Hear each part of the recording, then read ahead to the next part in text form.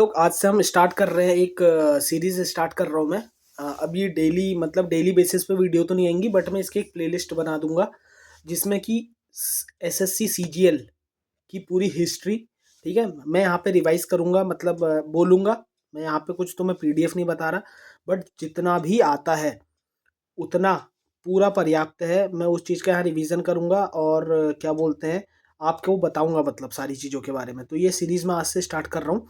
तो आज हिस्ट्री का पहला चैप्टर हम करेंगे जिसका नाम है स्टोन एज, ठीक है। और तुम्हें कुछ बहुत डिटेल में नहीं बताऊंगा, 5-7 मिनट की वीडियो है और मैं तुम्हें लिख के दे सकता हूँ कि इसके ही अंदर से आएगा, मतलब जितना भी सीजीएल के अंदर आता है, एसएससी के अंदर जितना भी आता है सीजीएल के अंदर, तो सीजीएल के अंदर कोई चीज़ आ रही है तो वो पूरी पूरी सीएचएसएल के अंदर आएगी, सीएचएसएल के अंदर आएगी, सीपीओ के अंदर आएगी, एमटीएस के अंदर आएगी, जो भी है, मतलब जितने भी एग्जाम है एसएससी के सब आएंगे। टॉप क्लास है एसएससी में सीजीएल, तो उसके अंदर वो सारी चीज़ें आएंगी जो यहाँ पे हम पढ़ेंगे। कुछ भी बाहर से नहीं आएगा, मतलब तुम्हारा पूरा पूरा रिवीजन हो जाएगा। चुपचाप यहाँ पे आना, मतलब मैं ये तो नहीं बोल रहा हूँ मैं डेली बेसिस पे बनाऊंगा, बट हाँ, ऐसी 15 से 20 वीडियोस होंगी। एक वीडियो की लेंथ होगी 5 मिनट। आज तो थोड़ा ज़्यादा हो जाएगा क्योंकि ब्रीफ कर रहा हूँ थोड़ा सा। तो बस इतना आओ देखो, और एक बार नहीं 3-4 बार देखोगे तो तुम्हें खुद ही चीज़ें सब समझ में आ जाएंगी, और उसके बाद तुम्हारा जीएस कंप्लीट भाई, कंप्लीट। बस ठीक है, स्टार्ट करते हैं। तो स्टोन एज हमारा जो है मतलब पाषाण युग, ठीक हो गया, जहाँ पे स्टोन्स का यूज़ होता था। तो हिस्ट्री जो है 3 पार्ट्स में डिवाइड है। पहली होगी एंशिएंट हिस्ट्री, जिसका टाइम पीरियड है 7th सेंचुरी एडी, मतलब बहुत पुराने टाइम से 7th सेंचुरी एडी तक। फिर आई हमारी मेडिवियल हिस्ट्री, ठीक है। हिस्ट्री के 3 पार्ट्स हैं। पहली आई हिस्ट्री, हिस्ट्री के जो 3 पार्ट्स हैं, पहला हो गया एंशिएंट, जो कि बहुत पुराने, हमें पता भी नहीं है कौन से टाइम से, 7th सेंचुरी एडी तक। मेडिवियल होगी तुम्हारी, क्या बोलते हैं, time period 8th century AD से 18th सेंचुरी एडी तक। और मॉडर्न हिस्ट्री होगी तुम्हारी time period from 18th century AD से अभी तक, ठीक है। तो हिस्ट्री को हम 3 पार्ट में डिवाइड करते हैं, एंशिएंट, मेडिवियल, मॉडर्न। अब एंशिएंट हिस्ट्री में हम क्या पढ़ते हैं? एंशिएंट हिस्ट्री में हम 2 चीज़ें पढ़ते हैं। पहला है आर्कियोलॉजी, दूसरा है हिस्ट्री। आर्कियोलॉजी का मतलब होता है जब हम कोई चीज़ों की खुदाई करते हैं, ठीक है। और आर्कियोलॉजी का मतलब होता है जहाँ पे हम कोई चीज़ की खुदाई करते हैं और पुराने टाइम से हम पता करते हैं कि भाई उस टाइम में ये चीज़ ऐसे होगी, ये चीज़ ऐसे होगी, ठीक है। और उस समय हमें कोई भी लिखित प्रमाण उस चीज़ के नहीं मिलते। तो जो हमारी हिस्ट्री है, हिस्ट्री 3 पार्ट में डिवाइड है, ancient, modern, medieval, modern. Ancient फिर 2 पार्ट्स में अलग डिवाइड है। तो एंशिएंट है आर्कियोलॉजी और हिस्ट्री में।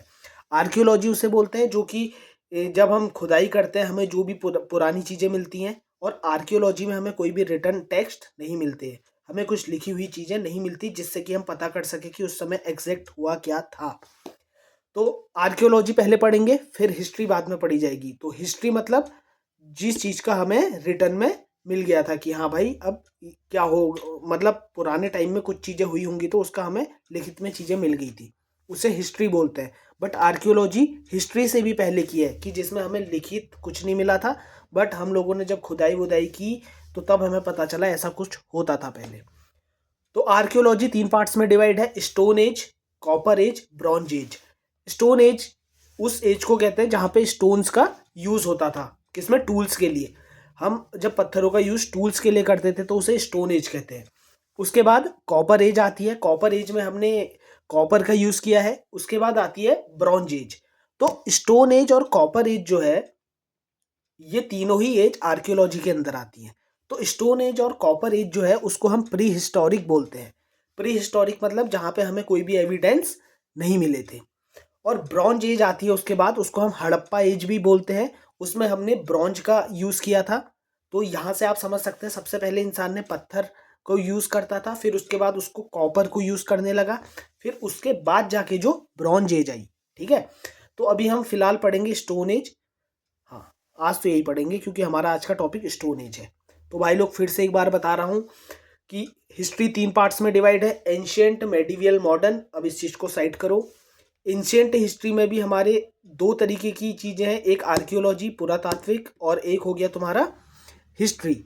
आर्कियोलॉजी वो होती है जहाँ पे हम खोद के चीज़ों का पता लगाते हैं और जहाँ पे हमें रिटन टेक्स्ट नहीं मिलते। आर्कियोलॉजी 3 पार्ट्स में डिवाइड है, stone age, copper age, bronze age. आज हम बात करेंगे स्टोन एज की, और स्टोन एज और कॉपर एज को मिला के प्रीहिस्टोरिक बोला जाता है। स्टोन एज जो है 3 पार्ट्स में फिर से डिवाइड की गई है। तो स्टोन एज 3 पार्ट्स में डिवाइड की गई है। पहली है पैलियोलिथिक, दूसरी है मीजोलिथिक, तीसरी है नियोलिथिक। तो पैलियोलिथिक जो है हमारी स्टोन एज, वो 5 लाख साल बीसी से 10,000 बीसी तक फैली हुई थी। मतलब 5 लाख साल बीसी से 10,000 बीसी तक जो हमारी एज थी उसे हम पैलियोलिथिक कहते थे। ठीक है। और ये जो फिर हम आगे मीजोलिथिक में, मीजोलिथिक थी 9,000 बीसी से 7,000 बीसी तक, और कहीं कहीं पे वैसे एसएससी इसको जो है वो इसको मानता है 12,000 बीसी से 10,000 बीसी तक। ठीक है। और नियोलिथिक जो है वो आगे 7,000 बीसी से 1,000 बीसी तक। अब ये अलग अलग एज आई कैसे स्टोन एज की? स्टोन एज की अलग अलग एज आई कि हमारे हर अलग अलग एज में अलग अलग तरीके के पत्थर यूज हुए, इसलिए हमारी स्टोन एज 3 पार्ट्स में डिवाइड हुई, पैलियोलिथिक, मीजोलिथिक, नियोलिथिक। सबसे पहले पैलियोलिथिक आई जो कि 5 लाख बीसी से 10,000 बीसी तक थी। मीजोलिथिक आई 9,000 बीसी से 7,000 बीसी तक, ये सन की बात हो रही है। और नियोलिथिक 7,000 बीसी से 1,000 बीसी तक। अब हम बात करते हैं सेंचुरी। जैसे सेंचुरी होगी 100 हो गया, मतलब सेंचुरी का मतलब ना, तो 8th सेंचुरी का मतलब जैसे हो गया 700 से 800 बीसी के बीच। वैसे 3rd सेंचुरी का मतलब हो गया 200 से 300 एडी के बीच, अगर 3rd सेंचुरी एडी बोल दिया तो ये सारी चीज़ें तो ठीक है। अब हमारी जो अर्थ है वो कब बनी? 4.5 बिलियन साल पहले। ठीक। उसके बाद हम क्या बोलते हैं, तो जब हमारी अर्थ बनी होगी उस समय की एज को हम क्वाटरनरी स्टेज बोलते हैं। ठीक है। तो ऐसा हुआ था जब हमारी अर्थ बनी, उस समय तो ऐसा कुछ था नहीं, एकदम सूरज भी था, सब कुछ था, तो उस समय बहुत ठंडा था। तो उस समय की जो हम एज बोलते हैं उसको हम आइस एज बोलते हैं, कि स्टोन एज से भी पहले कुछ था भाई, मतलब अर्थ जब बनी ही थी उस समय कुछ होगा, तो उसको हम आइस एज बोलते हैं। उस समय सब बर्फ थी, बर्फ। ठीक है। तो उस आइस एज को हम पेलिस्टोसीन बोलते हैं।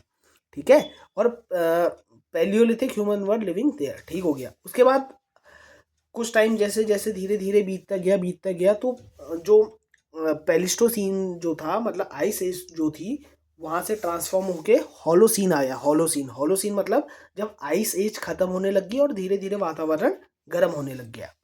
ठीक हो गया।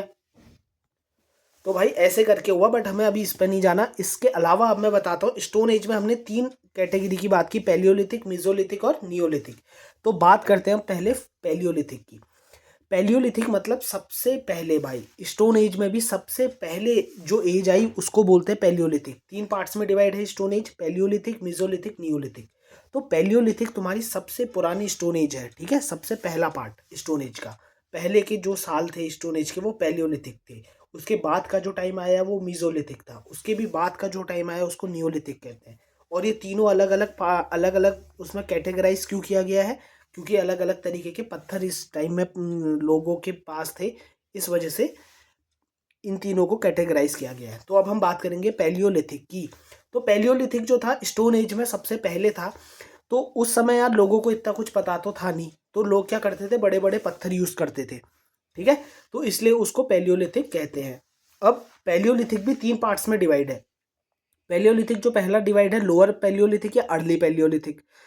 अर्ली पैलियोलिथिक जो है 5 लाख बीसी से 50,000 बीसी तक फैला हुआ था।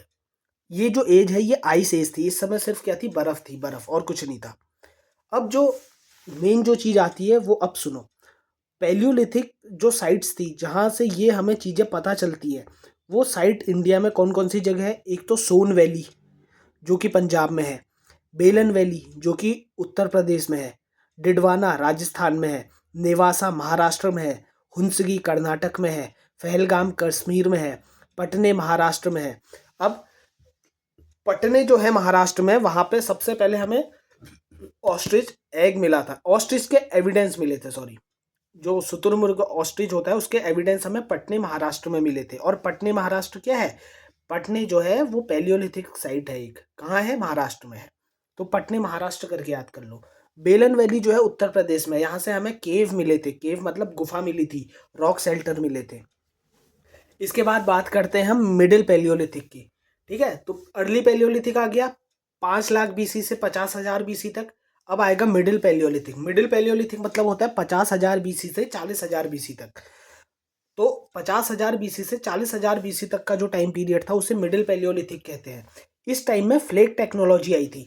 अब फ्लेक टेक्नोलॉजी क्या होता है, ठीक है, फ्लेक टेक्नोलॉजी मतलब होता है जो पहले जो था अर्ली पैलियोलिथिक या लोअर पैलियोलिथिक जो था, उस समय तो बड़े बड़े पत्थर होते थे लोगों के पास, लेकिन बाद में लोगों ने दो पत्थरों को आपस में एक साथ मिलाया, एक साथ दोनों को जब आपस में पटका दो पत्थरों को, तो क्या हुआ कि दो अलग अलग पत्थर निकल गए टूट के।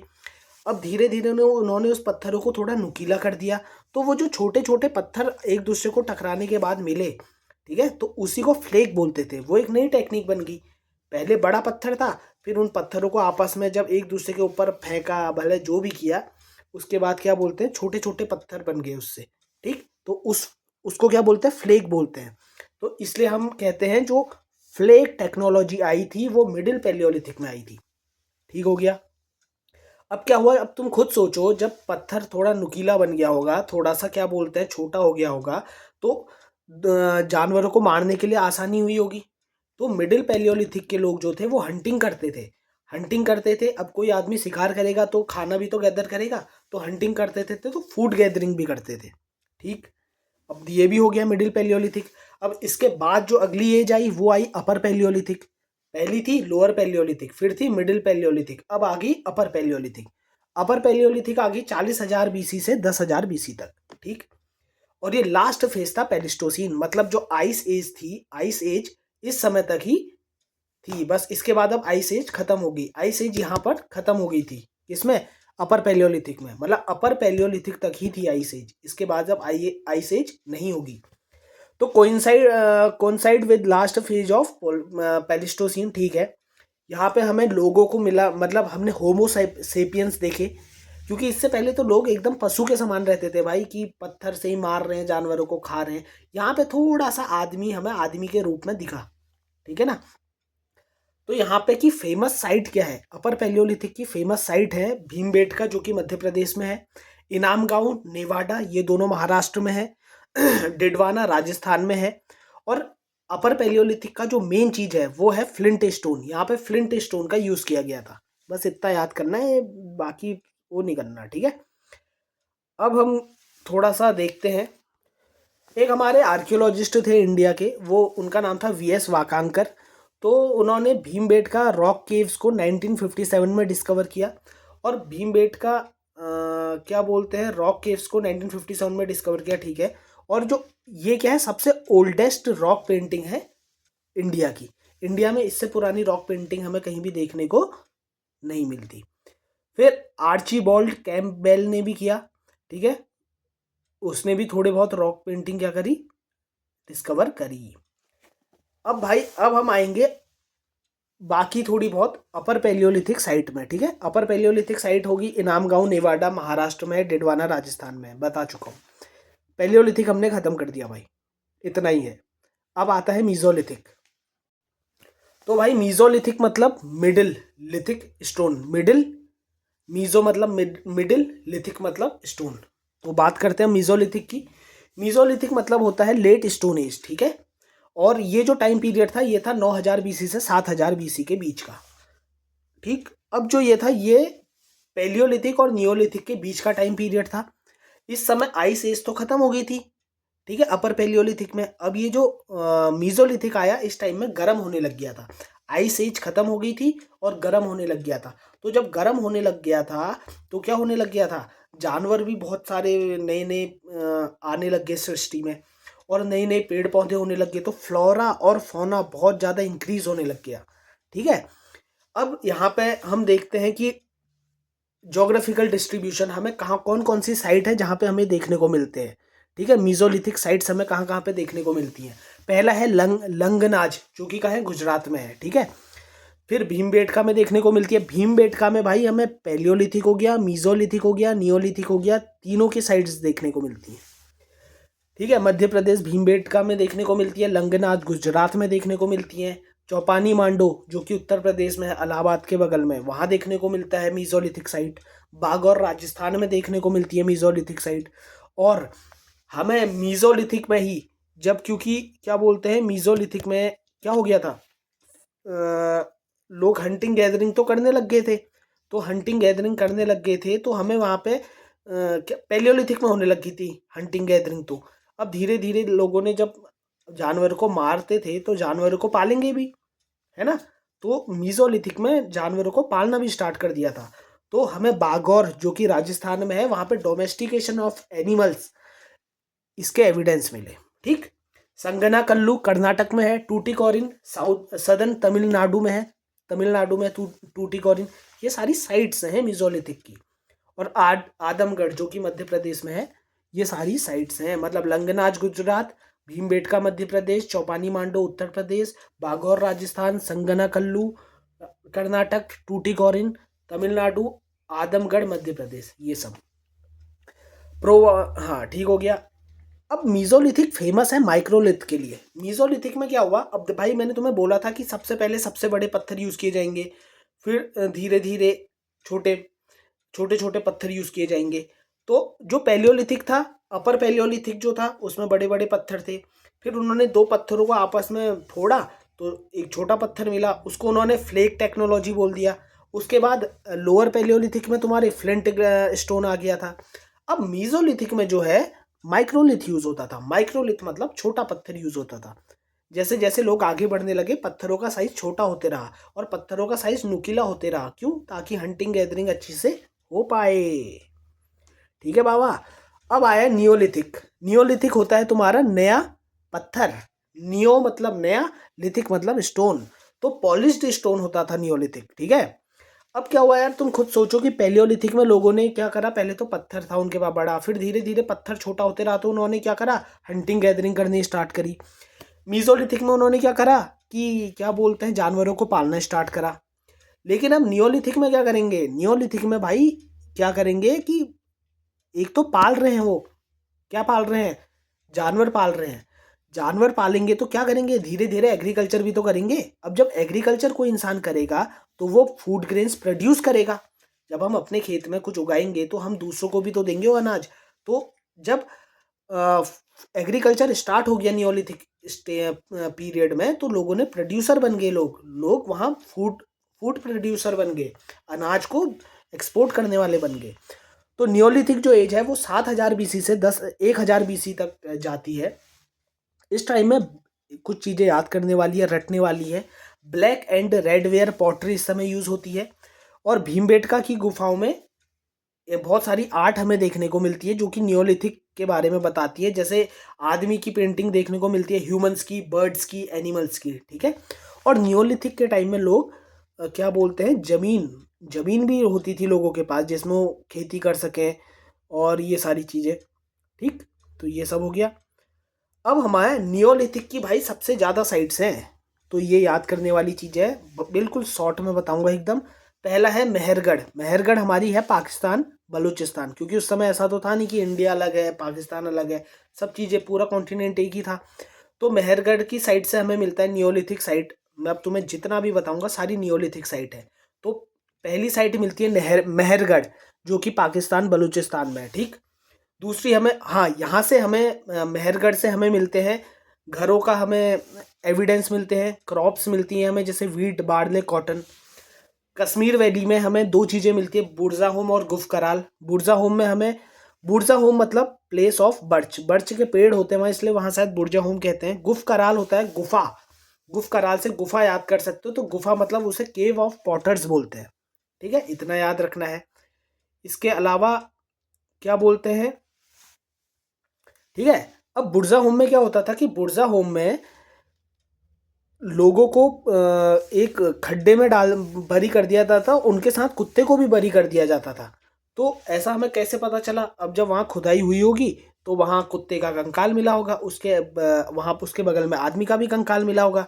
तब पता चला होगा कि उस समय लोग अपने कुत्ते से प्यार करते होंगे, या कोई रिवाज होगा कि कोई आदमी को पहले दफना दिया जिस जगह पे, वहाँ पे उसके कुत्ते को भी दफना दिया।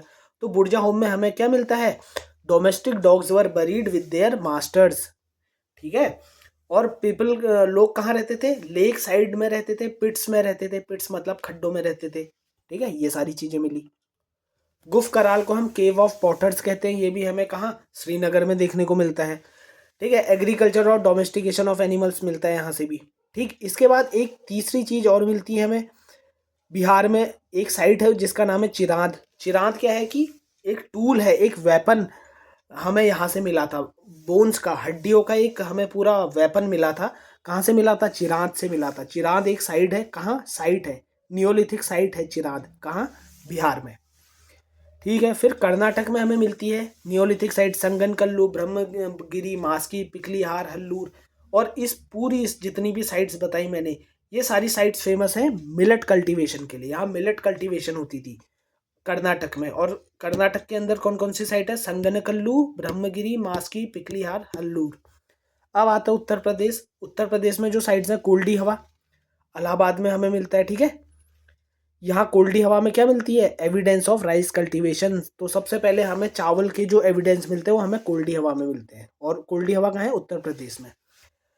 आंध्र प्रदेश में हमें मिलता है तुम्हारा बुढ़ीहाल हो गया, उतनूर हो गया, और नागा अर्जुन कोंडा हो गया। अब आंध्र प्रदेश में 3 साइट मिलती है, बुढ़ीहाल, उतनूर, नागा अर्जुन कोंडा। तो उतनूर हमारी सबसे पुरानी साइट है। तमिलनाडु में मिलती है पय्यमपल्लियन कावेरी। बेलन वैली में मिलती है कोल्डी हवा, मेहरगढ़। ठीक है, गारो हिल्स मिलती है मेघालय में। दार्जिलिंग हेडिंग, ये बहुत इंपॉर्टेंट है। दार्जिलिंग हेडिंग एक हमें साइट मिलती है जो कि आसाम में मिलती है। और दार्जिलिंग हेडिंग जो हमें आसाम में साइट मिलती है, वहाँ पे जेडाइट स्टोन मिलते हैं। जेडाइट स्टोन मिलते हैं वहाँ पे। और जेडाइट स्टोन हम बाद में पढ़ेंगे कि ये यूज़ होते थे, किस लिए यूज़ होते थे, बाद में पढ़ेंगे। कैटल हुयूक जो होता है, कैटल हुयूक एक साइट मिली थी, टर्की में मिली थी। और ये पहली हमें साइट मिली थी जिसमें मतलब ह्यूमन सोसाइटी के बारे में हमें जहाँ पे पता चला था। ठीक हो गया भाई। अब हम बात कर लेते हैं, बस आज इतनी बात करते हैं, ठीक है ना, इतना पढ़ लो। इसके बाद हम बात करेंगे कॉपर एज की, जिसको हम चाल्कोलिथिक एज बोलते हैं। तो ये अगर भाई लिख के दे रहा हूँ, अगर तुमने स्टोन एज पढ़ लिया, ये पूरा है, इससे ऊपर कुछ नहीं है स्टोन एज में।